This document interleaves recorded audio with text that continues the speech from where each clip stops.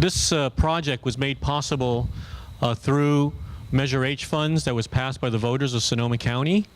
And when we decided how to spend the $410 million through our strategic plan that was led by Jane Saldana-Talley and many of you here, sustainability was one of the 8 core values of the college.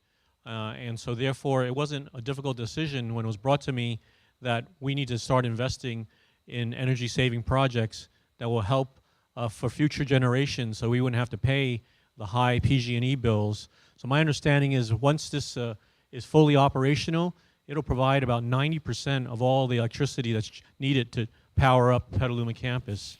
And it'll, yeah, that's something. It'll save a lot of energy bills that we could use to plow back into the classroom. Dr. Chong did mention that it would, save 90% of our electricity, but what that comes out to in real dollars is about $400,000 a year. So that's pretty substantial, and that's very exciting.